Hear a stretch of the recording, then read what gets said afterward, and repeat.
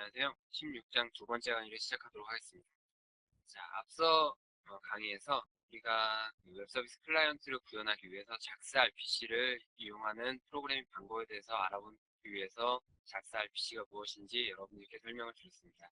그리고 작스 RPC를 이용한 클라이언트 모델 중에 정적 스톱 클라이언트, 동적 프록시 클라이언트, 동적 호출 인터페이스 클라이언트 이와 같은 세 가지 클라이언트 모델이 있다라고 설명을 드렸습니다. 그래서 이번 절에서는 정적 스톱 클라이언트를 구현하기 위한 프로그래밍 방법에 대해서 한번 알아보도록. 자, 정적 스톱 클라이언트란 무엇이냐 하면 클라이언트를 컴파일하기 전에, 클라이언트 프로그램 작성 전에 웹 서비스 제공자가 제공하는 WSDL 문서로부터 스톱 클래스를 생성해 놓고 이 스톱 클래스를 이용해서 스톱 객체를 생성해서 웹 서비스를 호출할 수 있는 모델을 정적 스톱 클라이언트라고 이야기를 합니다. 그래서 우리가 정적 스톱 클라이언트를 구현하기 전에 첫 번째 해야 될 일은 바로 웹 서비스 제공자가 제공하는 WSDL 문서를 이용해서 정적 스톱 클래스를 생성하는 게 우리가 첫 번째로 해야 될 일이에요. 자, 스톱 클래스를 생성한 후에 여러분들이 이제 클라이언트 프로그램 작성하시고 클라이언트 코드를 컴파일한 후에 클라이언트를 실행하시게 되면 이제 정적 클래스로부터 스톱 객체를 생성하고 나서 그 생성된 스톱 객체를 통해서 웹 서비스와 통신을 해서 여러분들이 웹 서비스를 이용할 수 있는 모델이 바로 정적 스톱 클라이언트입니다. 자, 정적 스톱 클라이언트는 웹 서비스를 실행하기 전에 스톱 클래스를 미리 생성해 놓기 때문에 만약 웹 서비스에 대한 URL이 변경되거나 혹은 인터페이스가 변경될 경우에 여러분들은 새로 스톱 클래스를 생성해야만 합니다. 자, 그렇기 때문에 이 정적 스톱 클라이언트 모델은 웹 서비스에 대한 정보가 거의 변경이 없을 경우에 유용하게 이용하실 수 있어요. 그리고 가장 간단한 프로그래밍 방법을 제공을 하고 있습니다. 자, 그럼 정적 스톱 클라이언트를 구현하기 위한 방법에 대해서 한번 알아보도록 하자고요. 자, 우선 여러분들이 첫 번째로 해야 될 일은 뭐라 그랬죠? 스톱 클래스를 생성해야 된다라 그랬어요. 자, 그래서 스톱 클래스를 생성하기 위해서 우선 config.xml 파일을 작성을 하셔야 됩니다. 이 config.xml 파일은 스톱 클래스를 생성하기 위한 정보를 담은 XML 파일이에요. 그래서 이 config.xml에 들어가는 내용은 WSL 문서의 URL과 클라이언트의 패키지 정보를 기술하게 됩니다. 자, 그래서 config.xml 파일은 이와 같은 형식으로 작성을 하실 수가 있어요. 자, XML 파일이기 때문에 가장 맨 첫 줄에 XML 선언문이 있죠. 자, 그리고 configuration이라는 엘리먼트를 루트 엘리먼트로 가지고 있습니다. 자, 그 다음에 XML NS라는 네임스페이스 정보에다가 자, 이와 같이 작스 RPC에 관련된 네임스페이스 선언을 적어주시고요. 자, 그 다음에 WSDL이라는 하위 엘리먼트의 로케이션 어트리뷰트에다가 여러분들이 이용하려는 웹 서비스의 WSDL 문서 URL을 이와 같이 입력해 주시면 돼요. 자, WSDL 문서의 URL은 어디서 얻으실 수 있겠어요? 우리가 15장에서 UDDI로부터 웹 서비스를 검색하는 방법에 대해서 알아봤습니다.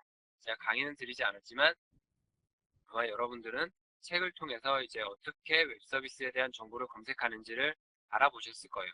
자, 그래서 UDDI로부터 웹 서비스를 검색하면 자, 그 웹 서비스에 대한 WSDL 문서의 위치를 여러분들은 얻으실 수가 있겠죠. 자, 그렇게 얻은 WSDL 문서의 URL을 로케이션 어트리뷰트에 이와 같이 기술해 주시면 됩니다. 자, 그 다음에 패키지 네임이라는 어트리뷰트에는 여러분들이 구현하실 클라이언트의 패키지 이름을 입력해 주시면 돼요. 여러분들은 이제 클라이언트 코드를 스태틱 스톱이라는 이름의 패키지로 패키징화해서 구현하셔야 합니다. 자, 뭐 여러분들이 이 패키지 이름은 여러분들 임의로 주실 수 있어요. 근데 저는 스태틱 스톱이라는 이름의 패키지로 클라이언트 프로그램을 패키징해서 구현하도록 하겠습니다. 자, 그래서 config.xml을 이와 같이 작성을 하시면 돼요. 자, 그래서 제가 미리 config.xml을 이와 같이 작성을 해 놓았습니다. 자, 이제 config.xml 파일을 작성해 놨으니까 이제 config.xml 파일로부터 여러분들이 스톱 클래스를 생성을 하실 수가 있습니다. 자, 스톱 클래스를 생성하는 거는 WS 컴파일이라는 툴을 이용하시면 돼요. 자, 우리가 WS 컴파일 툴은 어디선가 본 적이 있습니다. 13장에서 웹 서비스를 다루면서 WSL 파일과 매핑 파일을 생성하기 위해서 우리가 WS 컴파일 툴을 사용을 했었어요. 자, 그 외에 WS 컴파일 툴은 클라이언트에서 WSDL 문서를 가지고 스톱 클래스를 생성하기 위한 용도로도 사용할 수가 있습니다. 자, 그래서 사용 방법은 WS 컴파일 이라고 명령어를 주시고요. 그리고 -gen 클라이언트라는 옵션을 주시면 자, WSDL 문서로부터 클라이언트의 스톱 클래스를 생성하게 됩니다. 그리고 스톱 클래스가 생성될 디렉토리를 지정해 주시면 되고요.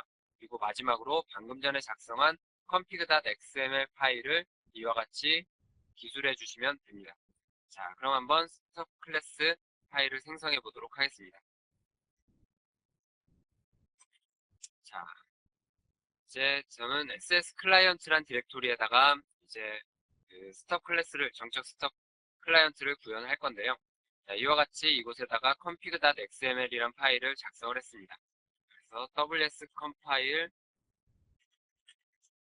명령어를 주시고요. 그리고 옵션으로 -gen client라는 옵션을 주시면 클라이언트의 스톱 클래스를 생성하게 됩니다.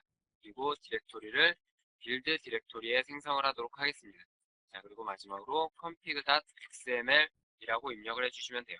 자, 이때 물론 웹 서비스는 동작 중이어야만 합니다.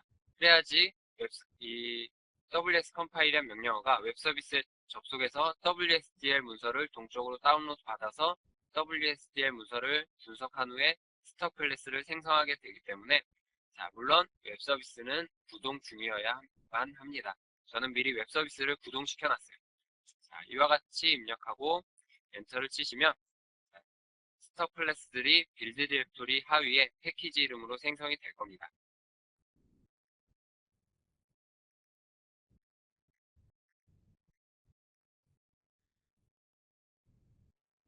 자, 생성이 됐습니다. 한번 확인을 해볼까요? 자, SS 클라이언트 디렉토리 밑에 자, 빌드 디렉토리에 가시면 이와 같이 패키지 이름으로 config.xml이라는 그 파일에 기술한 패키지 네임 어트리뷰트에 기술된 패키지 이름으로 디렉토리가 하나 생성됐고요. 자, 이 디렉토리에 들어가 보시면 자, 이와 같이 스톱 클래스 파일들이 생성된 것을 확인하실 수가 있습니다. 자, 이렇게 스톱 클래스는 굉장히 여러 개의 파일로 이루어져 있어요. 자, 그래서 지금까지 우리가 스톱 클래스를 생성하기 위한 방법에 대해서 알아봤습니다. 그러면 이제 실제 클라이언트 코드를 구현을 해야 되겠죠. 자, 클라이언트를 구현하기 전에 WSDL 문서로부터 클라이언트를 구현하기 위한 몇 가지 정보를 한번 얻어보도록 하겠습니다. 자, 우선 첫 번째로 웹 서비스 제공자가 제공하는 메소드의 이름을 한번 파악을 해보도록 하겠습니다. 자, 메소드 이름은 어디에 기술된다 그랬죠? WSDL 문서의 포트 타입 엘리먼트 하위에 있는 오퍼레이션 엘리먼트의 네임 어트리뷰트에 기술되어 있다 그랬어요. 자, 그래서 포트 타입 엘리먼트의 하위에 있는 오퍼레이션 엘리먼트의 자, 네임 어트리뷰트의 값을 보면 say hello라고 기술되어 있죠. 그래서 웹 서비스 제공자가 제공하는 메소드의 이름은 say hello다라는 걸 알 수가 있습니다. 자, 그리고 오퍼레이션 엘리먼트 하위에 있는 인풋과 아웃풋 엘리먼트는 뭘 나타낸다 그랬죠? say hello 메소드의 인자로 사용되는 데이터와 리턴 값으로 사용되는 데이터를 나타낸다 그랬어요. 그래서 각각 이때 인풋과 아웃풋 엘리먼트는 메시지 엘리먼트를 참조하는 값으로 이루어져 있다고 말씀을 드렸습니다. 자, 그래서 인풋과 아웃풋 엘리먼트는 각각의 메시지 엘리먼트를 참조하고 있는데 해당 메시지 엘리먼트를 보면 우선 인풋 엘리먼트가 참조하고 있는 메시지 엘리먼트를 보면 인자가 하나가 있다는 걸 알 수 있죠. 파트 엘리먼트가 한 번 기술되어 있으니까. 그리고 그 인자의 이름은 스트링 언더바 1이고 데이터 타입은 XML 스키마의 문자열로 된 스트링이다라는 걸 알 수가 있어요. 자, 그 다음에 아웃풋 엘리먼트가 참조하고 있는 메시지 엘리먼트를 따라가 보면 리턴 값은 리턴되는 데이터 타입의 이름은 리절트고 그것의 데이터 타입은 스트링이라는 걸 역시 알 수 있습니다. 자, 그래서 우리는 이와 같은 정보를 가지고 이 위와 같은 자바의 메소드를 예측할 수가 있겠죠. 자, 웹서비스 제공자가 제공하는 메소드의 이름은 say hello고 인자는 스트링이며 리턴 값 또한 스트링이다 라는 정보를 얻을 수가 있어요. 자, 그럼 이 정보를 토대로 해서 웹 서비스 프로그램을 구현해 보도록 하겠습니다. 자, 우선 클라이언트 프로그래밍 절차에 대해서 한번 알아보도록 하겠습니다. 자, 여러분들은 첫 번째로 hello service underbar impl이라는 그러니까 웹 서비스의 구현 객체를 참조하는 객체를 먼저 생성을 하셔야 돼요. 이 객체는 여러분들이 그 스톱 클래스를 생성했죠. 스톱 클래스들의 파일에 보면 웹 서비스 언더바 impl이라는 클래스 파일을 여러분들이 확인하실 수 있을 거예요. 자, 그래서 이 클래스 파일을 참조할 수 있는 참조 객체를 생성하시면 됩니다. 이 객체는 웹 서비스의 구현 객체를 참조하는 객체예요. 자, 그 다음에 getHelloIF port라는 메소드를 이용해서 스톱 객체를 생성하시면 되는데 이 메소드 이름은 getHelloIF port라는 이 메소드 이름은 WSDL 문서에 보면 자, 서비스 하위에 포트라는 엘리먼트가 있죠. 그 포트 엘리먼트의 네임 어트리뷰트에 지정된 값에다가 앞에 get이라는 단어를 붙인 메소드 이름입니다. 자, 그래서 이 메소드를 이용해서 스톱 객체를 생성하실 수가 있어요. 자, 이와 같이 스톱 객체를 생성했으면 자, 이 스톱 객체를 웹 서비스로 호출할 수 있는 웹 서비스의 인터페이스 객체로 형변환을 하셔야 됩니다. 자, 웹 서비스는 웹 서비스를 제공하는 제공자의 프로그램이 어떻게 구현되어 있다 그랬죠? 자, 처음에 인터페이스가 있고 그리고 이 인터페이스가 구현된 구현 클래스가 있다라고 설명을 드렸어요. 자, 그래서 클라이언트는 뭘 통해서 웹 서비스를 호출할 수 있어요? 이 인터페이스를 통해서 웹 서비스를 호출할 수 있죠. 자, 그렇기 때문에 웹 서비스의 인터페이스를 참조할 수 있도록 인터페이스를 통해서 호출할 수 있도록 웹 서비스의 인터페이스 객체로 형변환을 하셔야 됩니다. 자, 인터페이스 객체의 이름은 hello if가 되겠죠. 자, 이 hello if라는 인터페이스 객체를 통해서 여러분들은 이제 웹 서비스를 호출하실 수가 있습니다. 자, 그럼 코드를 하나씩 살펴보도록 하겠습니다. 자, 맨 처음에 해야 될 일은 웹 서비스의 구현 클래스를 참조하는 참조 객체를 생성해야 된다 그랬죠. 자, 그래서 hello service underbar impl이라는 웹 서비스의 구현 클래스를 참조하는 참조 객체를 생성하시면 됩니다. 역시나 new를 이용해서 참조 객체를 생성하실 수 있습니다. 자, 그 다음에 이 참조 객체로부터 get hello if port라는 메소드를 이용해서 스톱 객체를 생성하실 수가 있는데 이 get hello if port라는 메소드의 리턴 타입은 오브젝트이기 때문에 그 오브젝트를 이와 같이 스톱 객체로 형변환을 하시면 스톱 객체를 얻으실 수가 있습니다. 자, 이렇게 얻은 스톱 객체를 가지고 웹 서비스로 호출할 수 있는 웹 서비스의 인터페이스 객체로 형변환을 하시면 돼요. 자, 그 다음에 형변환을 했으니까 이제 이 인터페이스 객체를 가지고 여러분들은 웹 서비스로 호출하실 수가 있습니다. 자, 웹 서비스로 호출하기 위해서 뭐가 필요하겠어요? 웹 서비스의 이름과 웹 서비스를 호출하기 위한 인자와 그것의 리턴 타입을 알아야겠죠. 우리는 이전 장에서 이미 웹 서비스가 제공하는 메소드의 이름이 무엇이고 인자는 어떤 것이 사용되고 리턴 타입의 데이터 타입은 무엇인지를 알아봤어요. 자, 이와 같이 인터페이스 객체를 통해서 메소드의 이름은 sayhello죠. sayhello 듀크라는 인자를 전달했습니다. 리턴 타입은 스트링이 되겠죠. 자, 이와 같은 프로그래밍 코드를 통해서 웹 서비스를 이용할 수 있는 정적 스톱 클라이언트를 구현하실 수가 있어요. 굉장히 간단하죠. 구현 방법은 굉장히 간단합니다. 자, 그럼 전체 코드를 한번 살펴보도록 할게요. 자, 전체 코드는 이와 같습니다. 자, 우선 패키지명을 기술해야 되겠죠.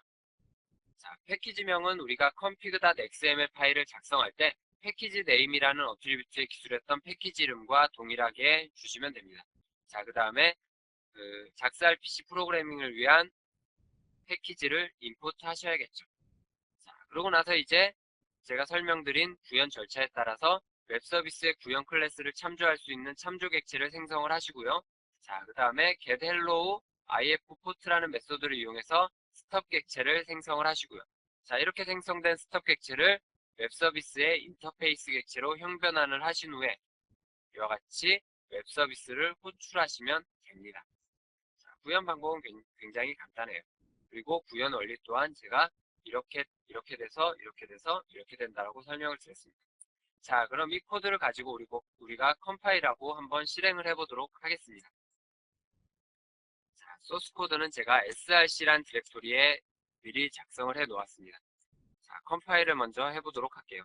자바c-t에서 빌드 디렉토리에다가 생성하겠다는 디렉토리를 지정을 해주고요. 그리고 스톱 클래스가 생성된 클래스 파일들의 위치를 지정을 해줘야겠죠. 그래서 -cp 옵션을 써서 클래스 파일들이 빌드 디렉토리에 생성되어 있다라고 지정을 해주면 됩니다. 그리고 자바 파일을 컴파일을 해주시면 되겠죠.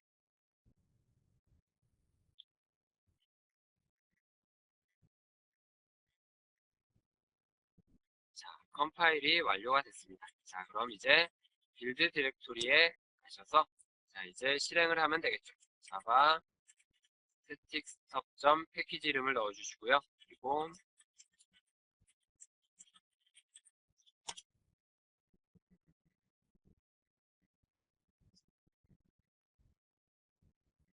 자, 이와 같이 실행을 했더니 헬로 듀크라는 결과가 출력이 됐습니다. 자, 이처럼 정적 스톱 클라이언트는 클라이언트를 구현하기 전에 웹서비스 제공자의 WSDL 문서를 이용해서 스톱 클래스를 생성해 놓고 그 스톱 클래스를 가지고 가상 스톱 객체를 생성한 후에 스톱 객체를 통해서 웹서비스와 통신할 수 있는 모델이 바로 정적 스톱 클라이언트예요. 정적 스톱 클라이언트는 여러분들 지금 보셨다시피 굉장히 간단하게 구현을 할 수가 있습니다.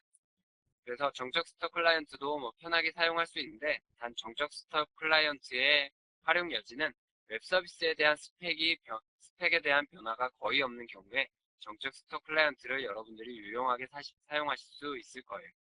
자, 그럼 이번 절에서는 정적 스톱 클라이언트에 대해서 알아봤습니다. 그럼 다음 절에서는 이제 어, 우리가 손 메시지를 모니터링하는 방법에 대해서 한번 알아보도록 하겠습니다. 수고하셨습니다.